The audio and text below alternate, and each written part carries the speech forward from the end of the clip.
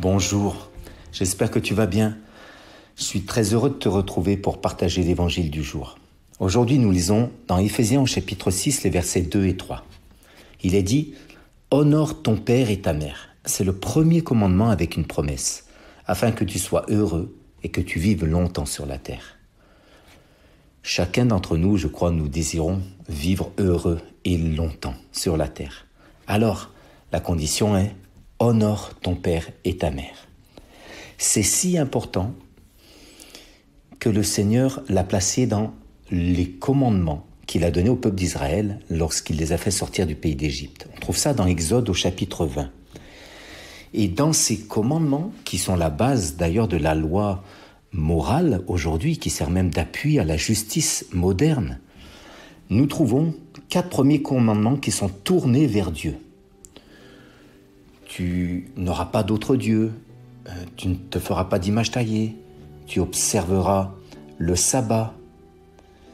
Et il y a également donc « Honore ton père et ta mère ». Au milieu des autres qui, eux, pour les derniers, sont tournés vers le prochain. Tu ne tueras pas, tu ne commettras pas d'adultère, tu ne déroberas pas, tu ne porteras pas de faux témoignages et tu ne convoiteras pas. Donc, honore ton père et ta mère se trouve pris entre les commandements qui sont tournés vers Dieu et les commandements qui sont tournés vers le prochain.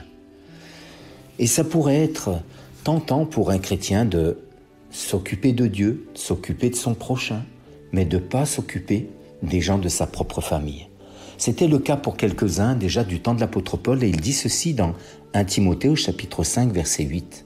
« Si quelqu'un n'a pas soin des siens, et principalement de ceux de sa famille, il a renié la foi, il est pire qu'un infidèle. » Donc mon ami, je veux t'encourager aujourd'hui à prendre soin des tiens. Mets-y une importance en réalisant que c'est dans le centre des commandements divins, des 10 commandements.